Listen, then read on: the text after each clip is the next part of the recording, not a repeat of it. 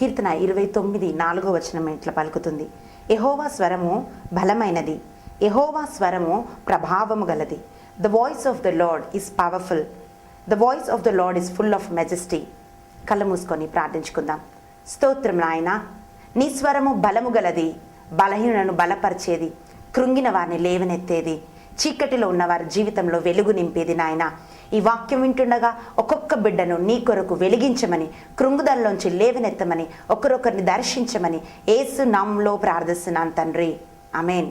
చాలా మంది జీవితాలు మనం చూసినట్లయితే వాళ్ళు పైకి చాలా సంతోషంగా ఆనందంగా వాళ్ళు కనిపిస్తారు, కానీ వాళ్ళ రహస్య జీవితంలో, వ్యక్తిగత జీవితంలో ఎంతో దుఃఖము, వేదన, కన్నీళ్లతో వారి జీవితాలు ఉంటాయి. వారి జీవితంలో ఉన్న శ్రమలు ఇంకొకరితో పంచుకున్నప్పుడు ఇతరులు వాళ్ళని అర్థం చేసుకుంటారా లేదా అనే ఒక ఆలోచనతో, ప్రియబిడ్డ, ఈరోజు నువ్వు అటువంటి ఒక దుఃఖంతో, కృంగుదలతో నువ్వు ఉండి ఉండవచ్చు. మనుషుల ముందు ఏడుస్తే వారి ముందు చులకన అయిపోతామని ఎవ్వరికీ చెప్పకుండా నీ హృదయంలోనే ఆ బాధ ఉంచుకొని ప్రతిదినం రహస్యంగా నువ్వు కన్నీరు విడుస్తుండవచ్చు. అయితే ఈరోజు మనం వాక్యంలో మనం పరిశీలన చేద్దాం. నీ జీవితంలో ఉన్న ఆ కన్నీటిని దేవుడు ఎట్లా ఆనందంగా మారుస్తాడో, నీ జీవితంలో ఉన్న ఆ కన్నీటి ద్వారా దేవుడిని ఇతరులకు ఎట్లా ఆశీర్వాదంగా మారుస్తాడో ఈరోజు మనం పరిశీలన చేద్దాం. కన్నీరు లోకం దృష్టిలో ఒక బలహీనత, ఒక అసహాయతకు గుర్తుగా ఉన్నది. కానీ కన్నీటి ప్రార్థన ద్వారా దేవుడి సింహాసనాన్ని మనం కదిలించవచ్చు. బైబిల్ని మనం పరిశీలన చేసినట్లయితే ఎంతోమంది కన్నీటి ద్వారా ప్రార్థన చేసినప్పుడు వాళ్ళు దేవుని యొద్ద నుంచి వాళ్ళు జవాబును పొందుకున్నారు. ప్రియబిడ్డ, ఈరోజు నువ్వు కన్నీటితో ఉన్నావేమో, అయితే ఆ కన్నీటిని ఎలా వాడుకోవాలో ఈరోజు మనం నేర్చుకున్నట్లయితే ఒక ఆశీర్వాదంగా మనం మారిపోతాం. ఒక కత్తి డాక్టర్ దగ్గర ఉన్నప్పుడు ఆ డాక్టర్ ఆ కత్తి ద్వారా సర్జరీ చేసి మనుషులని స్వస్థపరచడానికి, ప్రాణం పోయటానికి ఆ కత్తిని వాడతాడు. అలాగే అదే కత్తి ఒకవేళ దొంగ దగ్గర ఉన్నట్లయితే ఆ దొంగ ఇతరులను గాయపరచటానికి, ప్రాణం తీయటానికి, హత్య చేయటానికి ఆ ఆయుధాన్ని, ఆ కత్తిని వాడుతూ ఉంటాడు. ఈరోజు నీ జీవితంలో ఉన్న కన్నీళ్లు, దుఃఖము, వేదన ఎలా నువ్వు వాడుకుంటున్నావు, ఎవరి చేతుల్లో పెడుతున్నావో దాన్ని బట్టి ఈరోజు నీ జీవితం కట్టబడుతుంది.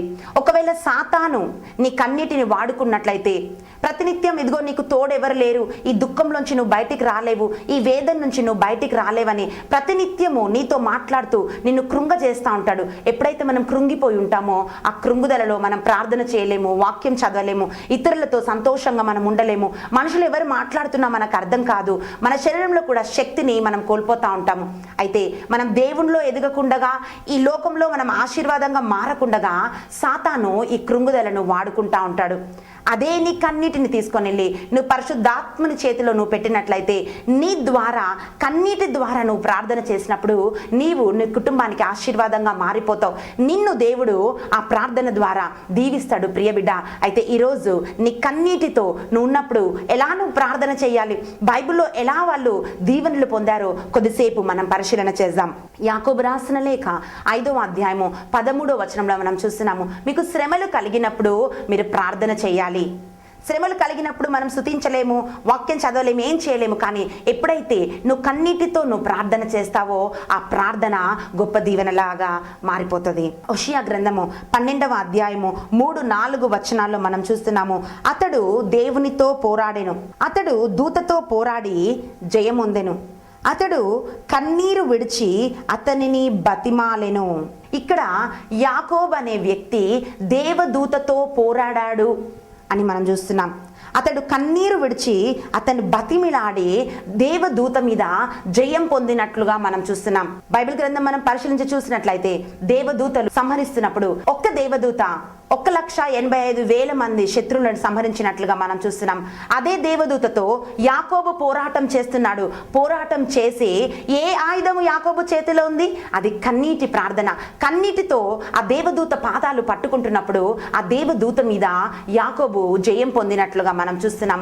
ఈరోజు నీ చేతిలో ఏ ఆయుధం లేదేమో, డబ్బు లేదేమో, పరపతి లేదేమో, ఏది కూడా నీ జీవితంలో లేదేమో ప్రియ బిడ్డ, కేవలము కన్నీరు మాత్రమే, దుఃఖం మాత్రమే, వేదన మాత్రమే నీ జీవితంలో ఉందేమో. అయితే వాటన్నిటిని కూడా దేవుడి సన్నిధిలోకి నువ్వు తీసుకొని వచ్చినప్పుడు యాకోబు ఎట్లాగైతే ఆ దేవదూత మీద జయం పొందాడో, ఈరోజు నువ్వు ప్రార్థిస్తున్నప్పుడు ప్రియ బిడ్డ, నీ కన్నీటి ప్రార్థన అనే ఆయుధము ద్వారా నువ్వు దేవుడితో పోరాడి నువ్వు జయం పొందగలవు.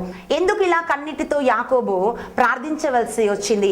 దాని వెనుకల కారణాలు మనం పరిశీలన చేస్తే ఆదికాండం 27వ అధ్యాయము 36వ వచనంలో మనం చూస్తున్నాము. ఏశావు పలుకుతున్నాడు, ఇదిగో యాకోబు అంటే మోసగాడు, ఆయన నన్ను కరెక్ట్గానే మోసం చేశాడు. నన్ను 2 సార్లు యాకోబు మోసం చేశాడు. ఒకసారి నా నుండి జ్యేష్ఠత్వాన్ని దొంగిలించాడు, రెండవసారి తండ్రి నాకు ఇవ్వవలసిన దీవెనలు ఆయన దొంగిలించాడని యాకోబు గురించి ఏశావు పలుకుతున్నాడు. అన్నను 2 సార్లు మోసం చేసి ఆ దీవెనలు పొందుకొని తన తండ్రి ఉంటున్న స్థలాన్ని విడిచిపెట్టి, తన రక్త సంబంధికులను విడిచిపెట్టి దూరంగా యాకోబు పారిపోతున్నాడు. లాబాను దగ్గరికి పారిపోయాడు. అక్కడ లాబానికి 2 కూతుర్లు ఉన్నారు, లేయా, రాహేలు. వాళ్ళిద్దరిలో ఆయన రాహేల్ను ప్రేమించాడు, కానీ మామ తనని మోసం చేసి మొదటిగా లేయానిచ్చి వివాహం చేశాడు. తర్వాత రాహేల్ కొరకు ఆయన మామ దగ్గర కొలువు చేసి రాహేల్ను కూడా తుదకు ఆయన పెళ్లి చేసుకున్నాడు. కానీ ఏదైతే ఆయన విత్తాడో అదే ఆయన కోసాడు. అన్నను మోసం చేశాడు. అక్కడికి వెళ్ళినప్పుడు మామ ద్వారా ఆయన మోసపోయాడు. వివాహం చేసుకున్నాడు, 2 వివాహం చేసుకున్నాడు. ఆయనకు సంతానం కలిగింది, పశు సంపద కలిగింది, అన్నీ ఉన్నాయి. ఒకరోజు దేవుడు యాకోబుతో మాట్లాడుతున్నాడు. ఆదికాండము 31వ అధ్యాయము 3వ వచనంలో చూస్తున్నాం, యాకోబు, నువ్వు ఈ స్థలాన్ని విడిచిపెట్టి తిరిగి నీ తండ్రి దగ్గరికి, నీ రక్త సంబంధికుల దగ్గరికి, నీ వారి దగ్గరికి నువ్వు వెళ్ళు, నేను నీకు తోడై ఉంటానని యాకోబుతో దేవుడు మాట్లాడాడు. ఎప్పుడైతే ఆ దేవుని స్వరం విన్నాడో యాకోబు తిరిగి తండ్రి దగ్గరికి వెళ్తున్నప్పుడు, తిరిగి తన అన్నను కలుసుకోవడానికి వెళ్తున్నప్పుడు ఆయన కొంతమందిని ముందుగా పంపించినప్పుడు వాళ్ళు వచ్చి చెప్తున్నారు, ఏశావు నిన్ను ఎదుర్కోవటానికి వస్తున్నాడని. ఎప్పుడైతే ఆయన వార్త విన్నాడో ఆయన భయపడుతున్నాడు. ఎందుకంటే అన్నను మోసం చేసి ఆయన దీవెనలు పొందుకున్నాడు. అయితే అదే మోసము, ఆ బాధ, ఆ పగ ఆయన హృదయంలో పెట్టుకొని ఇప్పుడు నా బిడ్డలని నన్ను ఏం చేస్తాడో అని ఆయన భయపడుతూ ఏం చేస్తున్నాడంటే బిడ్డలని, భార్యని, అందరినీ కూడా ఆయన ముందు పంపించి అతను ఒక్కడిగానే మిగిలిపోయి దేవుని సన్నిధిలో ఆయన ప్రార్థన చేస్తున్నట్లుగా మనం చూస్తున్నాం. దేవుని పాదాలు ఆయన పట్టుకున్నాడు, ఆయన ప్రార్థిస్తున్నాడు. రాత్రంతా కూడా ఆ దేవదూతతో ఆయన పెనుగులాడాడు. అయితే దేవదూత అంటున్నాడు, ఇదిగో నీ పేరేమి అంటే ఆయన యాకోబు అని పలుకుతున్నాడు. అయితే నీవు మానవులతో పోరాటం చేశావు, ఇప్పుడు నాతో కూడా నువ్వు పోరాటం చేసి నువ్వు జయం పొందావు, కనుక ఇక మీదట నువ్వు యాకోబు కాదు, నువ్వు ఇజ్రాయేలు అనబడతావని దేవదూత యాకోబును దీవించాడు. కన్నీటితో ఆ దేవదూత పాదాలు యాకోబు పట్టుకున్నాడు. ప్రియబిడ్డ, దేవుడు దీవించేంత వరకు ఆయన ఆ దేవుడి పాదాలను ఆయన విడిచిపెట్టలేడు. ఆ స్థలంలో దీవెన పొందుకున్నంత వరకు ఆయన పోరాటం చేశాడు, దీవెన పొందుకున్నాడు, ఇజ్రాయేలుగా మార్చబడ్డాడు. ఒక మోసగాడు ఇతరులకు ఒక దీవెనలాగా ఆయన మార్చబడ్డాడు. ప్రియబిడ్డ, ఆయన ఆ వాడిన ఆయుధం ఏమిటంటే కన్నీటి ప్రార్థన. ఈరోజు నీవు కూడా మోసాన్ని విత్తి ఈరోజు మోసాన్ని కోస్తున్నావా? లేకపోతే ఎలాంటి జీవితంలో, పాప జీవితంలో నువ్వు జీవించి ఆ పాపం వల్ల వస్తున్న పర్యవసానాన్ని, ఆ కాన్సిక్వెన్సెస్ ని ఈరోజు నీ జీవితంలో నువ్వు భరిస్తూ, నువ్వు దుఃఖముతో, నువ్వు వేదనతో ఉన్నావా? అందరినీ మోసం చేస్తూ, నీ భార్యను మోసం చేస్తూ, భర్తను మోసం చేస్తూ, తల్లిదండ్రులను మోసం చేస్తూ, నువ్వు ఉద్యోగం చేస్తున్న చోట ఇతరులని మోసం చేస్తూ, అటువంటి ఒక మోసపూరితమైన జీవితము రహస్యంగా జీవిస్తూ ఈరోజు దాన్నే నీ జీవితంలో కోస్తూ కన్నీటితో నువ్వు ఉన్నావా? అయితే ఈరోజు యాకోబులాగా ఆయన సన్నిధిలో నువ్వు ప్రార్థన చేసినప్పుడు ప్రియబిడ్డ, ఇదిగో ఆయనను దీవెనలాగా మార్చివేస్తాడు. యాకోబుకు అన్నీ ఉన్నాయి, కానీ దేవుడు మనల్ని దీవించకపోతే అది నిజమైన ఆశీర్వాదం కాదు ప్రియబిడ్డ. ఆయనకు భార్య, పిల్లలు ఉన్నారు, పశు సంపద ఉంది, అన్నీ ఉన్నాయి, కానీ ఎన్ని ఉన్నా కూడా దేవుడు ఆయన జీవితాన్ని మార్చకపోతే ఆయన దీవించబడని, మార్పు పొందడని, ఆయన హృదయంలో శాంతి లేదు. ఈరోజు చాలా మంది చాలా రకాలుగా డబ్బు సంపాదిస్తారు, దాని తర్వాత దానివల్ల వాళ్ళకు మనశ్శాంతి లేదు. ఈరోజు చాలా రకాల వాళ్ళు పాపం చేస్తున్నప్పుడు ఆ పాపంలో చాలా తృప్తి ఉంది, తర్వాత ఇది ఎక్కడ బయటికి తెలిసిపోతుందో, నా జీవితం ఏంటో అని భయంతో ఉన్న వాళ్ళు చాలా మంది. ఈరోజు నీవు కూడా అటువంటి ఒక స్థితిలో ఉన్నట్లయితే ఈరోజు నువ్వు ప్రార్థన చేయి ప్రియబిడ్డ. ఈరోజు నీ కన్నిటిని ఆయన చూస్తాడు. అయితే నువ్వు ఎలాంటి జీవితంలో నువ్వు జీవించావో అటువంటి ఒక స్థితిలోంచి ఆయన నిన్ను లేవనెత్తుతాడు. ఆదికాండంలో మనం చూస్తున్నాం, ఆదికాండం 16వ అధ్యాయము 9వ వచనంలో అక్కడ ఒక స్త్రీని మనం చూస్తున్నాం. ఆమె పేరు హాగారు. అబ్రహాముకు సంతానం లేనప్పుడు సారా చెప్తుంది, అయ్యా నాకు ఇంకా సంతానం లేదు, ఈ ఐగుప్తురాలైన హాగారును నువ్వు వివాహం చేసుకో, అయితే ఈమె ద్వారా సంతానం కలుగుతుంది, మన సంతానంగా పెంచుకుందామని ఎప్పుడైతే ఆమె భర్తకు సలహా ఇచ్చిందో, హాగారుని ఆయన దగ్గరికి తీసుకున్నప్పుడు తన గర్భవతి అయినట్లుగా మనం చూస్తున్నాం. అయితే ఆమె ఎప్పుడైతే గర్భము ధరించిందో తన యజమానురాలు తన దృష్టికి నీచురాలు అయిందంట. సడన్గా ఒక మనిషికి ఆశీర్వాదం వచ్చినప్పుడు, సడన్గా ఒక స్టేటస్ వచ్చినప్పుడు, అయితే దేవుడు మమ్మల్ని దీవించాడనే విషయాన్ని మర్చిపోతారు. అయితే హాగారుకి శారా వల్లనే అబ్రహాముని ఆమె పొందుకుందని, ఈరోజు ఒక దాసిగా ఉన్న ఆమె యజమానుడి పక్క నిలబడే ఒక తాహత వచ్చిందని మర్చిపోయి నీచంగా చూస్తున్నప్పుడు అప్పుడు శారా ఆమెను ఇంట్లోంచి తరిమేసినట్లుగా మనం చూస్తున్నాం. అయితే ఆమె అరణ్యంలో పరిగెత్తుతుంది, గర్భముతో ఉన్నది. అయితే అబ్రహాము కూడా ఏమనలేదు, హాగారు నీ చేతిలో ఉంది, నీకు ఇష్టం వచ్చినట్లు చేసుకోమని శారా చేతికి హాగారుని అప్పచెప్పినప్పుడు హాగారు ఇంట్లోంచి తరిమేసినప్పుడు ఆమె గర్భంతో ఉంది. ఎక్కడికి వెళ్ళాలో ఆమెకు తెలియదు, ఉద్యోగం పోయింది, తినటానికి ఏం లేదు, ఎక్కడికి వెళ్ళాలో ఏం చేయాలో తెలియని స్థితిలో ఆమె అరణ్యంలో పరిగెత్తుతున్నప్పుడు అక్కడ మనం చూస్తున్నాము ఆ కన్నీటిని, ఆ వేదనను దేవుడు ఈరోజు నువ్వు పాపం ద్వారా కన్నీటితో ఉన్నావా, లేకపోతే మంచి పనులు చేస్తూనే నువ్వు కన్నీటితో ఉన్నావా, కన్నీటి ఏ రకంగా నువ్వు ఆ కన్నీటిలో ఉన్నా కూడా ప్రియ బిడ్డ ఆ కన్నీరును దేవుడు చూస్తాడు. అందుకనే ఆదికాండము 16వ అధ్యాయము 9వ వచనంలో మనం చూస్తా ఉన్నాము, యెహోవా దూత అరణ్యంలో నీటి బుగ్గ యొద్ద అనగా షూరు మార్గంలో బుగ్గ యొద్ద ఆమెను కనుగొని, శారాయి దాసి అయిన హాగారు ఎక్కడి నుండి వచ్చితివి, ఎక్కడికి వెళ్ళుచున్నావని అడిగినందున అది నా యజమానురాలైన శారాయి యొద్ద నుండి పారిపోవుచున్నాను. అప్పుడు యెహోవా దూత నీ యజమానురాలి యొద్దకు తిరిగి వెళ్ళి ఆమె చేతి క్రింద అణిగియుండుము అని దానితో చెప్పెను. నేను నిన్ను నీ సంతానాన్ని దీవిస్తానని దేవుడు హాగారును దర్శించాడు. ఆ అరణ్యంలో ఎవ్వరు లేని ఒక స్థితిలో ఆమె గర్భవతి, ఆమెకి ఎవరి సహాయం అన్నా కావాలి, కానీ ఎవరి సహాయం లేని ఆ స్థితిలో హాగారు కన్నీరు విడుస్తున్నప్పుడు ప్రియ బిడ్డ ఎల్రోయి అయి దేవుడు దర్శించాడు. ఇదిగో నువ్వు ఎందుకు నీ యజమానురాలతో అలా చేశావు, అందుకే ఈరోజు నీ అరణ్యంలో ఇట్లున్నావని దేవుడు హాగారుతో పలకలేదు. ఆయన అంటున్నాడు, అమ్మా నేను నిన్ను నీ సంతానాన్ని నేను దీవిస్తాను, నువ్వు తిరిగి ఎక్కడి నుండి వచ్చావో అక్కడికి వెళ్ళు. ప్రియ బిడ్డ ఎక్కడెక్కడ నువ్వు అవమానింపబడుతున్నావో, ఎక్కడెక్కడ నువ్వు నిందింపబడుతున్నావో, ఎక్కడెక్కడ ఒక పనికిరాని వ్యక్తిగా మనుషులు నిన్ను చూస్తున్నారో అదే స్థలంలో దేవుడు నువ్వు లేపుతాడు. ప్రియ బిడ్డ హాగారుతో దేవుడు మాట్లాడుతున్నాడు, హాగారు నువ్వు తిరిగి వెళ్ళు, నీ యజమానురాల దగ్గరికి వెళ్ళి అణిగి మణిగి ఉండు, ఒక సమయం వరకు నువ్వు ఉండు. అందుకే ఆయన బలిష్టమైన హస్తముల కింద మనని మనం తగ్గించుకొని ఉంటున్నప్పుడు తగ్గు సమయంలో ప్రియ బిడ్డ ఆయన మనని లేపుతాడు. హాగారుతో అదే దేవుడు మాట్లాడుతున్నాడు, ప్రియ బిడ్డ నువ్వు వెళ్ళు, యజమానురాల దగ్గరికి వెళ్ళి నువ్వు అక్కడ అణిగి మణిగి పడి ఉండు, నేను నిన్ను దీవిస్తానని, నీ సంతానాన్ని దీవిస్తానని దేవుడు హాగారును దీవించాడు. ప్రియ బిడ్డ ఈరోజు నీవు చేస్తున్న పొరపాటు వల్ల ఈరోజు నువ్వు కన్నీటితో ఉన్నావేమో, అయితే నీ పొరపాట్లను లెక్కించేవాడు కాదు. నువ్వు కన్నీరు విడుస్తున్నప్పుడు ఆయన తన సింహాసనం వదిలిపెట్టి నీ యొద్దకు వచ్చి నీ కన్నీరు తుడిచేవాడు ఆయన. ఈరోజు ఆయన సన్నిధిలో నీ కన్నీటినంతా సమర్పించి నువ్వు ప్రార్థన చేయి. ఎప్పుడైతే నువ్వు ప్రార్థన చేస్తావో ఆయన నీ జీవితంలో కార్యాలు చేస్తాడు, నిన్ను దీవిస్తాడు. ప్రియ బిడ్డ ఈ మనుషులందరూ పై రూపాన్ని చూస్తారు, నువ్వు అది చేసావు అందుకే నీ జీవితంలో ఇలా జరిగిందని మనుషులు పలుకుతారు, కానీ దేవుడు నువ్వు ఉన్న స్థితిలోంచి లేవాలని ఆయన నిన్ను చూసే దేవుడు. దేవాన్ని నువ్వు పిలుస్తున్నప్పుడు ఆయన నిన్ను దాటిపోయేవాడు కాదు. ప్రియ బిడ్డ ఒక బిడ్డ ఏడుస్తున్నప్పుడు తల్లి ఆ బిడ్డను దాటిపోలేదు, అయితే తల్లి కంటే కూడా అధికమైన ప్రేమ కలిగిన వాడు. అందుకే వాక్యంలో మనం చూస్తున్నాము, తల్లి మర్చినా ఆయన నిన్ను మర్చిపోడు. తల్లి కంటే అధికమైన ప్రేమ కలిగిన ఆ దేవుడు నువ్వు ఏడుస్తున్నప్పుడు ఆయన నిన్ను దాటిపోయేవాడు కాదు. ప్రియ బిడ్డ అయితే ఈరోజు నీ కన్నీటి ప్రార్థనతో, నీ దుఃఖంతో, వేదనతో ఆయన సన్నిధికి వచ్చి మనుషుల ముందు ఏడవకుండగా ఆయన ముందు నువ్వు ఏడ్చినప్పుడు నువ్వు ఒక దీవెనలాగా మారిపోతావు. మొదటిగా ఏమిటంటే చాలాసార్లు మన జీవితంలో కన్నీటికి కారణం ఏంటంటే తెలిసి తెలియక మనం పొరపాట్లు చేస్తూ, తెలిసి తెలియక పాప జీవితంలో జీవించి దాని పర్యవసానాలను మనం అనుభవించడం ద్వారా అయితే ఆ బాధలో కన్నీరు వస్తుంది. రెండవ కన్నీరు ఏంటంటే దేవునిలో మనం నడుస్తున్నా, దేవునిలో మనం ఎదుగుతున్నా చాలాసార్లు మనం విరగొట్టబడతాము. ఏదేదైతే దేవునికి ఇష్టం లేనివి మనలో ఉన్నాయో వాటన్నిటిని కూడా మన నుంచి తీసివేసి ఆయన పైన ఆధారపడటము దేవుడు మనకు నేర్పిస్తున్నప్పుడు, మనం విరగొట్టబడుతున్నప్పుడు మనకు దుఃఖం కలుగుతుంది, కన్నీరు కలుగుతుంది. కానీ ఆ కన్నీటి ద్వారా, ఆ విరిగిపోయిన ఆ జీవితం ద్వారా ఇతరులకు దేవుడు మనల్ని దీవెనగా మార్చివేస్తాడు. దావీదును దేవుడు అభిషేకించాడు. అభిషేకం పొందిన తర్వాత దావీదు అరణ్యంలో, ఎడారిలో, చెట్ల గుట్టలలో ఆయన పరిగెత్తుతున్నాడు. అయితే ఎప్పుడైతే ఆయన విరిగిపోయాడు ఆ తగు సమయంలో రాజుగా దావీదును నిలబెట్టాడు. ప్రియబిడ్డ, యోబు అంటున్నాడు, యోబు దేవుడి దృష్టిలో నీతిమంతుడుగా జీవించాడు, ఆయనలో ఏ పాపం లేదు.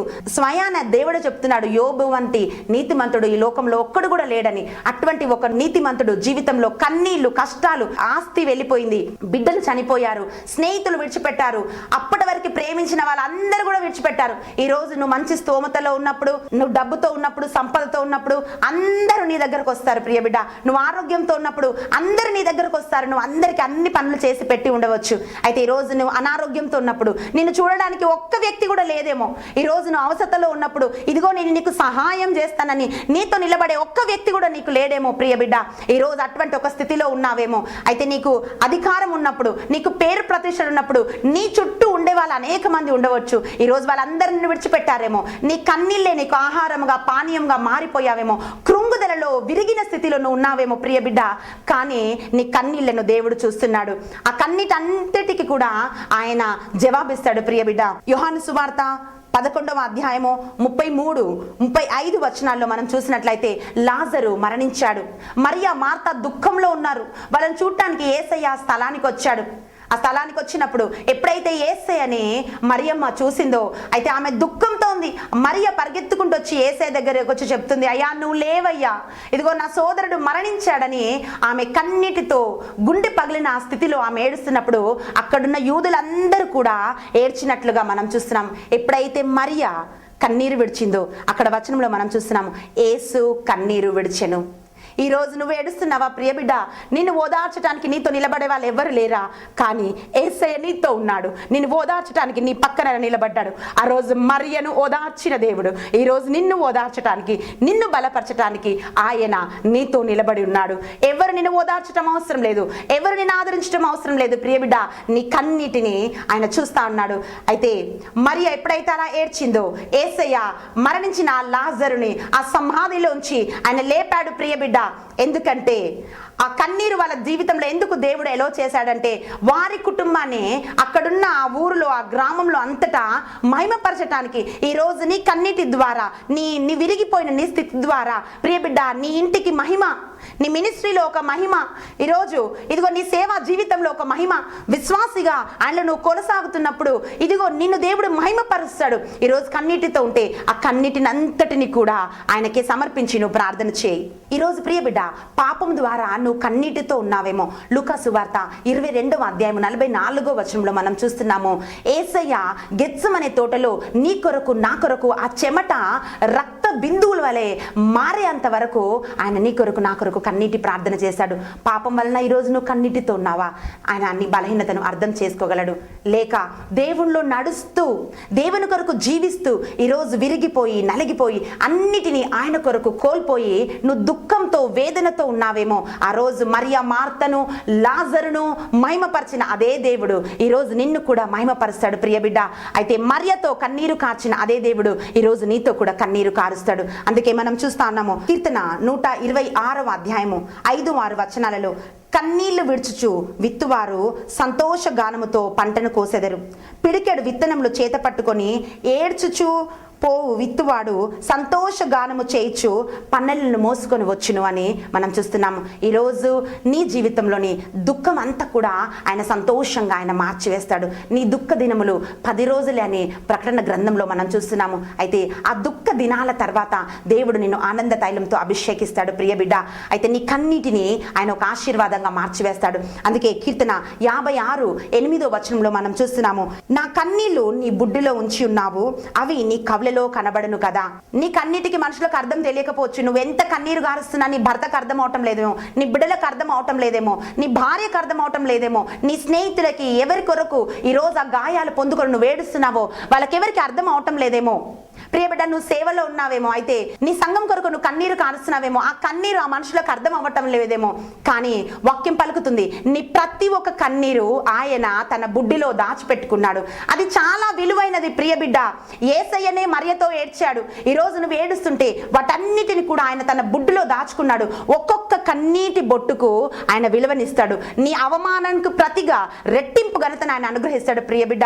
నువ్వు ఏడుస్తుంటే ఆయన ఒక్కొక్క కన్నీటికి నీకు సమాధానం సమాధానం ఇస్తాడు. ఈరోజు దేనితో, ఏ వేదనతో, ఏ దుఃఖముతో నీవు ఆయన ఉన్నావో ఆయన యెహోవా ఎల్రోయి, ఆయన దేవుడు. నీ కన్నీరు చూస్తున్న దేవుడు, నిన్ను అర్థం చేసుకునే దేవుడు. నీ ప్రతి కన్నీటిని, బాధను, వేదనను ఆయన అర్థం చేసుకునేవాడు. నువ్వు రహస్యంగా కృంగిపోయి ఉన్నావేమో, ఎవరికి చెప్పలేని స్థితిలో నువ్వు ఉన్నావేమో, నీ మూలుగులను ఆయన చూసే దేవుడు. ప్రియబిడ్డ, నువ్వు మూలుగుతున్నప్పుడు నీ ఆత్మలోని ఆ వేదనను ఆయన పరిశీలిస్తున్న దేవుడు. ఈరోజు నువ్వు కలత చెందకు, నీ కన్నీటిని ఆయన తుడుస్తాడు, ఆయన నిన్ను బలపరుస్తాడు. ప్రియబిడ్డ, ప్రతి ఒక్కదానికి, సాతానికి నీ కన్నీటిని అప్పచెప్పకు. మనుషుల ముందు నువ్వు ఏడుస్తున్నట్లయితే నువ్వు ఓడిపోతావు. అదే దేవుడి ముందు నువ్వు ఏడుస్తున్నట్లయితే, ఆయనతో నువ్వు పోరాటం చేసినట్లయితే కన్నీటితో నీ జీవితంలో నువ్వు జయం పొందుతావు. ప్రియబిడ్డ, ఈ కన్నీటి ద్వారా నీవు ఆయనకు మహిమకరంగా, ఆయనకు సాక్షిగా నువ్వు నిలబడతావు.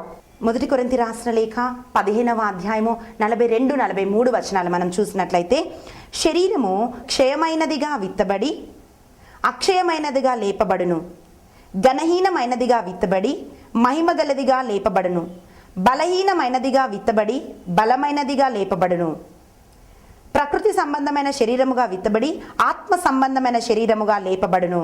ప్రియబిడ్డ, ఈరోజు బలహీనమైన నీ స్థితిని కన్నీటితో ఆ ప్రార్థనను చేసినప్పుడు అది బలమైన జవాబుగా, బలమైన ఆశీర్వాదంగా దేవుడు నీ జీవితంలో మార్చివేస్తాడు. ఈరోజు లోకం అందరూ నిన్ను బలహీనురాలి అని అనుకుంటున్నారేమో. అయితే నువ్వెందుకు పనికిరాని ఒక వ్యక్తిగా మనుషులు నిన్ను చూస్తున్నారేమో. అన్నీ ఉన్నప్పుడు నీ దగ్గరకు వచ్చి ఈరోజు నీ దగ్గర ఏమీ లేని స్థితిలో నిన్ను మనుషులు విడిచిపెడుతున్నారేమో. కానీ నీ కన్నీటిలో ఆయన నిన్ను విడిచిపెట్టే దేవుడు కాదు. అన్న కన్నీరు కారుస్తుంది గర్భఫలం లేక, అయ్యా ఇదిగో నేను నిందను మోస్తున్నానని ఆమె కన్నీరు కార్చినప్పుడు ఆమెకు గర్భఫలం ఇచ్చిన దేవుడు. రాజైన హిజ్కియా కన్నీరు కారుస్తున్నాడు. మరణకరమైన రోగం వచ్చినప్పుడు, దేవా నేను నీ అడుగుజాడలో నేను నడిచాను కదా, నేను ఆరాధించాను కదా అయ్యా, ఇప్పుడు అయ్యా నా మరణకరమైన ఈ రోగం నుంచి నన్ను విడిపించమని గోడ వైపుకు తిరిగి ఆయన కన్నీళ్లు విడవగానే అప్పుడే మళ్ళీ ప్రవక్తతో చెప్తున్నాడు, యెషయాతో, అయ్యా నువ్వు వెళ్ళి చెప్పు, ఇదిగో ఆయన ఆయుష్ కాలాన్ని నేను పొడిగించానని దేవుడు చెప్తున్నాడు. ప్రియబిడ్డ, ఈరోజు నువ్వు కన్నీటితో ఉన్నప్పుడు నీ కన్నీళ్లను దేవుడు చూడలేడు. ప్రియబిడ్డ, ఎప్పుడైతే నువ్వు కన్నీటితో నువ్వు ప్రార్థన చేస్తావో ఆ కన్నీటి ప్రవాహంలో సాతాను కొట్టుకొని పోతాడు. మనుషుల ముందు మనం ఏడుస్తే బలహీనులం అయిపోతాము. ఎంత వేదనతో మనం ఏడుస్తున్నామో వాళ్ళకి అర్థం కాదు. పై మాటలతో ఏం కాదులే అని ఓదారుస్తారు. కానీ నీ దేవుడు అలా పై మాటలతో ఓదార్చేవాడు కాదు. నేను ఆశీర్వాదంగా మార్చేవాడు. అనారోగ్యంతో ఉన్నప్పుడు నీకు ఆరోగ్యం ఇచ్చేవాడు. ఇదిగో నువ్వు బంధింపబడి ఉన్నప్పుడు నీకు విడుదలనిచ్చేవాడు. ప్రియబిడ్డ, ఈరోజు నువ్వు ఏ స్థితిలో ఉన్నావో ఆ స్థితిని ఆయన చూస్తున్నవాడు. ఈరోజు నీ దుఃఖాన్ని, నీ కన్నిటిని అంతటిని కూడా ఆయన పాద సన్నిధిలోకి నువ్వు తీసుకొని వచ్చి నువ్వు ప్రార్థన చేసినప్పుడు నీ దుఃఖాన్ని నాట్యముగా ఆయన మార్చేస్తాడు. అందుకే ఒక చక్కటి పాట ఉంది, నిన్ను చూస్తున్నాడు, నీ కన్నిటిని తుడుచును, యేసు నిన్ను చూస్తున్నాడు, నీ కన్నిటిని తుడుచును, విడువకుమా కన్నీరు విడువకుమా, అతిశయం చేస్తాడు యేసు, అద్భుతం చేస్తాడు యేసు, స్వస్థతనిస్తాడు యేసు, విడుదలనిస్తాడు, విడువకుమా కన్నీరు విడువకుమా, అతిశయం చేస్తాడు మన యేసు, అద్భుతం చేస్తాడు. కళ్ళు మూసుకొని ఈరోజు ప్రార్థిస్తాం. ప్రియబిడ్డ, ఏ కన్నీటితో నువ్వు ఉన్నావు, ఏ వేదనతో నువ్వు ఉన్నావు, నీ తల్లి మర్చిపోవచ్చు, నీ తండ్రి మర్చిపోవచ్చు, నీ ద్వారా సహాయం పొందిన నీ స్నేహితులు నిన్ను మర్చిపోవచ్చు. ప్రియబిడ్డ, ఎవరెవరి కొరకు నువ్వు కన్నీరు కార్చావో, ఎవరెవరితో నువ్వు నిలబడ్డావో వారు నీ చెయ్యి విడిచిపెట్టవచ్చు. కానీ ఆయన నిన్ను విడిచిపెట్టే దేవుడు కాదు. ఆ రోజు హాగారు కన్నీరు విడుస్తున్నప్పుడు యెహోవా ఎల్రోయి అయి హాగారును దర్శించిన దేవుడు ఈ రోజు నువ్వు కన్నీటితో ఉంటుండగా, ప్రియబిడ్డ ఈ రోజు ఈ ప్రార్థనలు నువ్వు ఏకీభవిస్తుండగా ఆయన నీ కన్నీటిని తుడుస్తున్నాడు. ప్రియబిడ్డ, నీ ప్రతి కన్నీరు ఆయన తన బుడ్డిలో దాచుకొని ఉన్నాడు. వాటన్నిటికీ కూడా ఆయన సమాధానం ఇస్తాడు. ప్రియబిడ్డ, ఆ రోజు ఒకరోజు నువ్వు సాక్ష్యం ఇచ్చే రోజు వస్తుంది. ఇదిగో నేను అలా ఈ విషయం కొరకు నేను కన్నీరు కార్చాను, ఏడ్చాను, దుఃఖించాను, నేను ఎవ్వరికి చెప్పుకోలేదు, కానీ నా దేవుడు ఈ రోజు నన్ను ఆనందంతో అభిషేకించాడని నువ్వు చెప్పుకొని ఆయనను మహిమపరిచే ఒక రోజు దేవుడు నీ జీవితంలో ఇస్తాడు. ప్రియబిడ్డ, ఈ రోజు ఆయన సన్నిధిలో ఏకీభవించి ప్రార్థించు. ప్రభువా, ఈ దుఃఖముతో, కన్నీటితో వేదనతో నేనున్నాను నాయన. యెహోవా ఎల్రోయి అయి ప్రభువా, ఆ రోజు నాయన హగారును దర్శించినావు, ఆ రోజు యాకోబును మోసపూరితమైన జీవితంలో ఉన్నప్పుడు దర్శించినావు నాయన. ఈరోజు నన్ను కూడా దర్శించమని అడుగు. మరియను దర్శించిన అదే దేవుడు ప్రియబిడ్డ ఈరోజు నిన్ను కూడా దర్శించేవాడు. నువ్వు కన్నీరు కారుస్తున్నప్పుడు ఆయన నీతో ఉన్నాడు, నిన్ను చూస్తున్నాడు, నీకు స్వస్థతను విడుదలనిస్తాడు. ప్రియబిడ్డ నిన్ను ఆశీర్వాదంగా ఆయన మారుస్తాడు. కళ్ళు మూసుకొని నీ దుఃఖాన్ని, వేదనని, నీ కుటుంబంలో దేని గుండా నువ్వు వెళ్తున్నావు, ఎవరికి చెప్పుకోలేని ఒక స్థితిలో నువ్వు ఉన్నావేమో, ఆ స్థితులన్నిటినీ ఆయన చూస్తున్నవాడు. నిన్ను దీవించే దేవుడు ఆయన, నిన్ను దాటిపోయేవాడు ఆయన కాదు. దావీదు కుమారా అని నువ్వు పిలుస్తున్నప్పుడు ఇదిగో నిన్ను దీవించేవాడు ఆయన. సమర్పించు, ప్రతి ఒక్కటి సమర్పించు నీ హృదయ వేదన ఆయనకు. స్తోత్రం నాయన, స్తోత్రం రాజా. కన్నీటితో ప్రభా ఈ టీవీ ముందు ఎవరెవరైతే బిడ్డలు నాయన దుఃఖంతో ఉన్నారు వారందరినీ ప్రభా మీరు దీవించి గొప్ప సాక్షులుగా నిలబెట్టమని ప్రార్థిస్తున్నాం నాయన. సాతానుకు నీ జీవితంలో చోటు ఇయ్యకు ప్రియబిడ్డ. నీ కన్నిటిని ఆయన సన్నిధిలో నువ్వు కృమ్మరించు, వాటినన్నిటిని ఆయన దీవెనగా మారుస్తాడు. ప్రభువా ఈ కుటుంబాలన్నిటినీ కూడా మీరే దీవించి ఆశీర్వదించమని, మరి ఆ కుటుంబాన్ని మహిమపరిచినట్లుగా ఈ కుటుంబాలన్నిటినీ కూడా ప్రభా మీరే మహిమపరచమని యేసు నామములో ప్రార్థిస్తున్నాను తండ్రి, ఆమేన్. హల్లెలూయా. దేవుడు మీ కుటుంబాలని దీవించునుగాక.